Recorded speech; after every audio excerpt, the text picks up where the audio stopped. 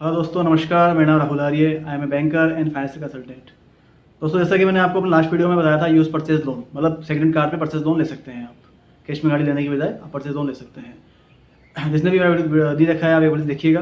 आप काफ़ी कुछ आपको कुछ उसमें जानकारी मिलेगी, आपके लिए काम आएगी जानकारी वो। इस बार मैं आपके लिए लाया हूँ use car normal refinance. Use car normal refinance का मतलब आप अपनी प्राइवेट कार पे आप रिफाइनेंस करवा सकते हैं, अगर आपके पास में अगर आपको पर्सनल यूज या बिजनेस यूज के लिए पैसा चाहिए।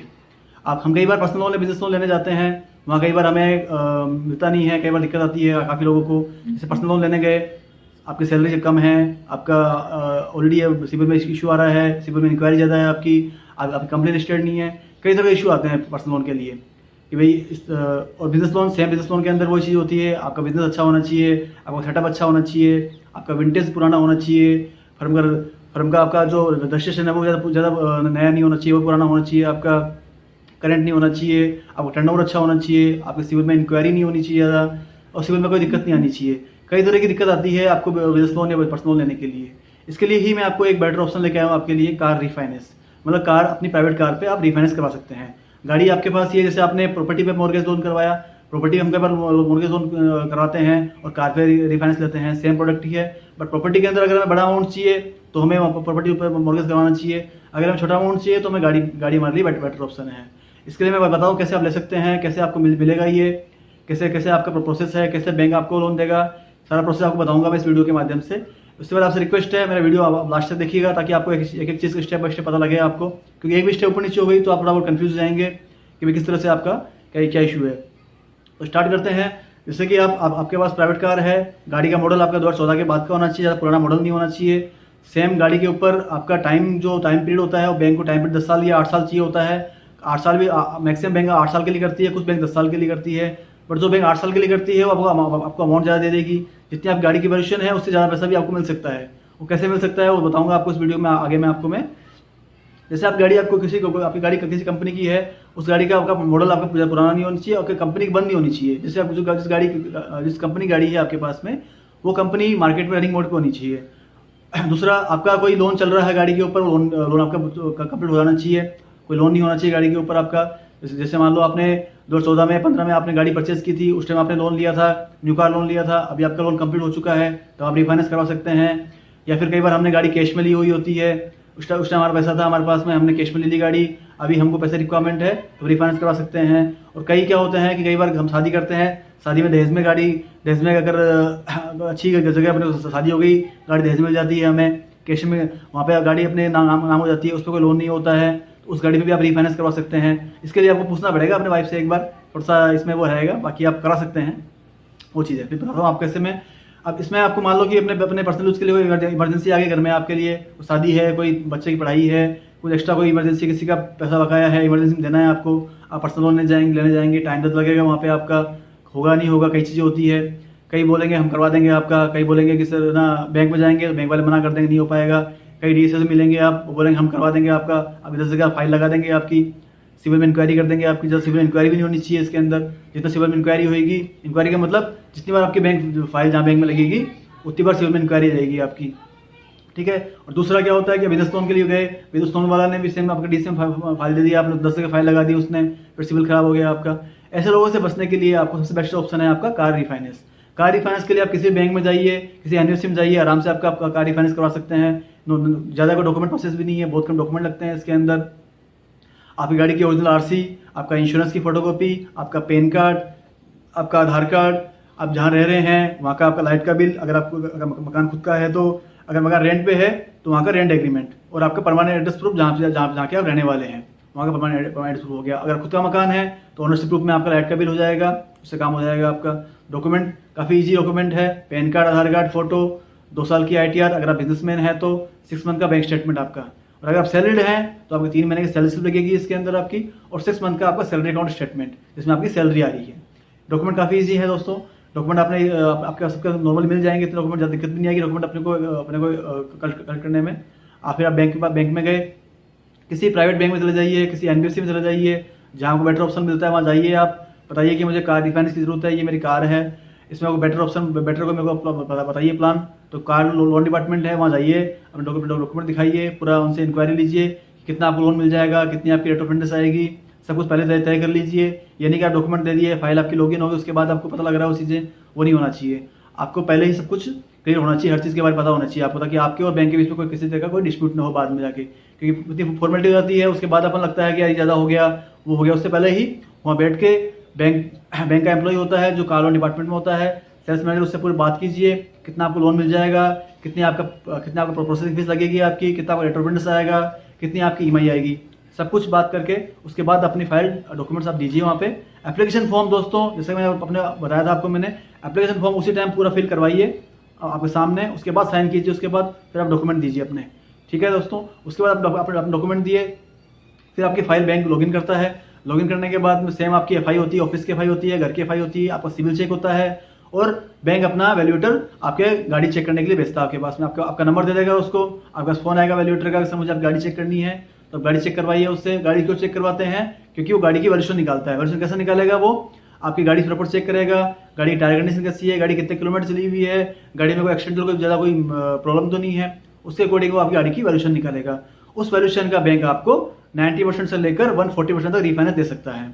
जी हाँ दोस्तों, आपकी गाड़ी की वैल्यूएशन का आप एक्स्ट्रा अमाउंट भी ले सकते हैं। उसमें आपका सिविल अच्छा होना चाहिए, आपकी बैंकिंग अच्छी होनी चाहिए, आपका पुराने जो लोन चल रहे हैं उनमें कोई दिक्कत नहीं होनी चाहिए, और आपका जो बैंक के साथ जो रिलेशन है वो पुराना रिलेशन अच्छा ही होना चाहिए, कोई आपका क्रेडिट कार्ड ओवरड्यू नहीं होना चाहिए।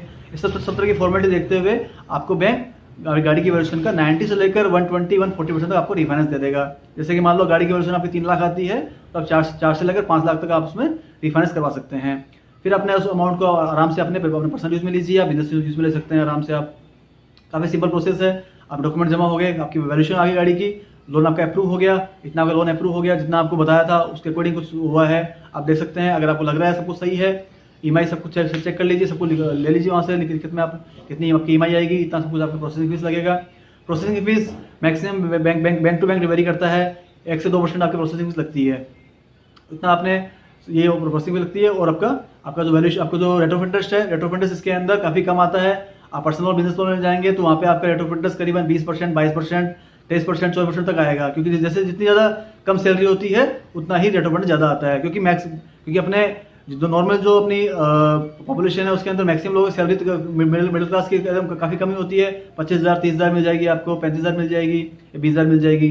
तो उन लोगों की पर्सनल लोन की जो रेट ऑफ इंटरेस्ट है ज़्यादा आएगी, और बिजनेस लोन तो पता ही आपको टर्नओवर बताया उसके अकॉर्डिंग ज़्यादा आएगा। बट यहाँ पे क्या होता है, कार रिफाइनेंस में सैलरी कितनी ही हो आपकी, ज़्यादा हो कम हो, उससे कोई फर्क नहीं पड़ता बैंक को। बैंक का एक परफेक्ट बना हुआ है, 14%, 15%, 16%, 13%, अलग अलग क्राइटेरिया है, उसके अकॉर्डिंग आपको मैक्सिमम 16% तक आपका आराम से इस पर रिफाइनेंस हो सकता है। ज़्यादा से ज़्यादा रेट नहीं आती है आपकी। मैक्सिमम बैंक अपनी बैंक की अलग रेट होती है, एनबीएफसी में गए, एनबीएफसी थोड़ी रेट ज़्यादा हो जाती है, बैंक की रेट थोड़ी कम होती है। डिपेंड करेगा आपका लोन कौन से बैंक से होता है, आपकी प्रोफाइल के अकॉर्डिंग। ठीक है, तो आपका लोन अप्रूव हो गया, आपको अब ईएमआई बता दी गई आपकी, जितनी आपको 2 साल की, 3 साल की। आप दोस्तों एक चीज़ बताऊँ आपको मैं, इसमें आप अपनी ईएमआई है अपने अकॉर्डिंग करवाइए, जो आपको इन फ्यूचर को दिक्कत नहीं हो। ये नहीं हो कि आज आपको दिक्कत नहीं आ रही, आप आराम से भर सकते हैं, इन फ्यूचर आपको 2 साल 3 साल का देख के चलना है आपको, कि आपको उस टाइम दिक्कत नहीं आएगी। उस हिसाब से अपना ईएमआई आपको सेट करनी है, ताकि आपकी एक भी ईएमआई बाउंस नहीं हो। क्योंकि बैंक हमेशा आपकी ये ईएमआई कंटिन्यूटी पे, टाइम से डिपॉजिट पे, टाइम से आपका इसी से अपडेट हो गया, अकाउंट में पैसा आपका डेबिट हो गया टाइम से, उसी बेस पे आगे बैंक आपको लोन देता है। जितना आपका ट्रैक रिकॉर्ड अच्छा होगा उतना ही आपको बैंक आगे अच्छा लोन ऑफर करेगा। ठीक है दोस्तों, तो आपके अकॉर्डिंग, अपने बजट के अकॉर्डिंग अपनी ईएमआई सेट कर लीजिए। ईएमआई सेट करने के बाद में बैंक को बता दीजिए कि ठीक है आप एग्री हैं। उसके बाद आपका डिस्बर्समेंट किट साइन होता है, एग्रीमेंट साइन होता है आपका। एग्रीमेंट साइन होने के बाद में आपसे डॉक्यूमेंट तो लिए जाते हैं। हाँ, इसमें ध्यान रखिएगा, एक आपकी गाड़ी की ओरिजिनल आरसी ली जाती है बैंक से, आप बैंक को ही दीजिए, बैंक के ऑथराइज्ड पर्सन को दीजिए। आप आपसे ओरिजिनल आरसी क्यों मांगते हैं? क्योंकि आपकी ओरिजिनल आरसी आरटीओ में जाती है चेक होने के लिए। बैंक को लगेगा, आपकी पहले चेक करेगा कि जो आपने आरसी दी है, जो अपनी ओरिजिनल आरसी दी है, उस पर आपका नाम सब सेम आ रहा है ना, कोई दिक्कत नहीं है, कोई किसी और के नाम से आरसी तो नहीं है, किसी और के नाम से गाड़ी तो नहीं है, कोई और लोन तो नहीं चल रहा गाड़ी के ऊपर। अगर लोन चल रहा होता है तो आपकी बैंक आपसे एनओसी मांगेगा, तो एनओसी के बिहाफ पे आपका पुराना लोन हट जाएगा उस पर से, और आपका नया लोन उस पर अपडेट हो जाएगा। ठीक है, इससे क्या होगा कि बैंक अपना हाइपोथेकेशन उस पर अपडेट कर देगा, तो आपको भी बैंक अपना अपडेट कर दिया उसके ऊपर, उसके बाद बैंक अपना लोन आपको डिस्बर्स कर देगा।